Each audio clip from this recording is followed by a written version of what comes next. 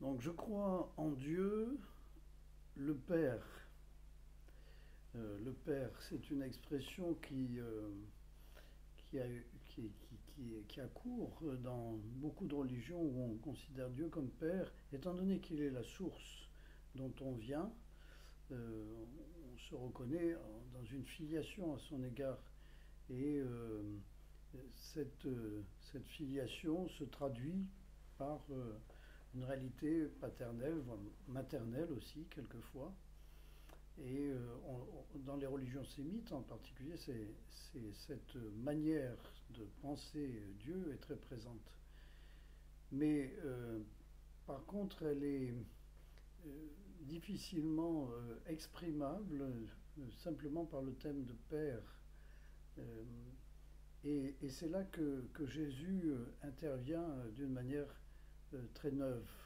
C'est-à-dire qu'il spécifie cette relation en appelant Dieu mon Père. Mon Père. C'est-à-dire que lui-même se situe comme euh, par excellence le Fils. Dans une relation de venue de lui pour retourner à lui.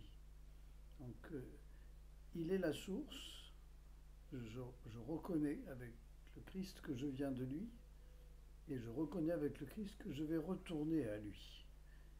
En dehors de la source, en dehors du Père, d'une certaine manière, il n'y a aucune réalité subsistante.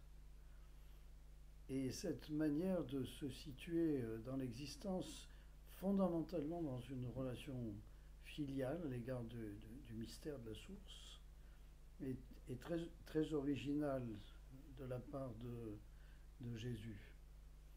Il va rajouter à cette originalité le fait de dire aussi, en plus, notre Père. C'est-à-dire non seulement je me reconnais dans cette relation filiale, mais je nous reconnais ensemble dans cette relation filiale et je crée par là même du nous, c'est-à-dire de la communion.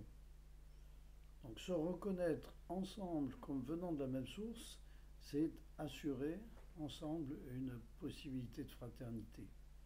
Si nous ne venons pas de la même source, c'est plus difficile, car la différence est plus distordante. Tandis que si nous venons de la même source, nous sommes de la même race. Et, euh, et là, il y a une proposition de la part de Jésus qui est extrêmement dynamique. Notre Père, qui sera sa prière ordinaire et notre prière ordinaire. Notre Père, pour s'adresser à Dieu. Donc, il s'agit encore là d'un nom commun, ce n'est pas un nom propre. Le nom de Dieu, nous ne pouvons pas le prononcer, sinon nous mettrions la main dessus, et il n'est pas nécessaire même qu'il ait un nom, mais nous le désignons par une expérience, en quelque sorte, dans laquelle nous nous reconnaissons. Et cette expérience, c'est l'expérience de venir de lui.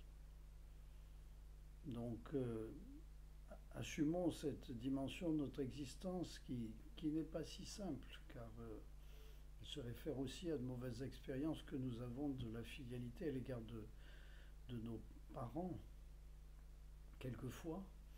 Euh, et ça peut être un obstacle, mais au-delà de la parentalité naturelle, il y a cette paternité, maternité universelle en un mystère insondable et qui est inévitablement euh, la situation la plus forte que l'on puisse connaître dans l'existence.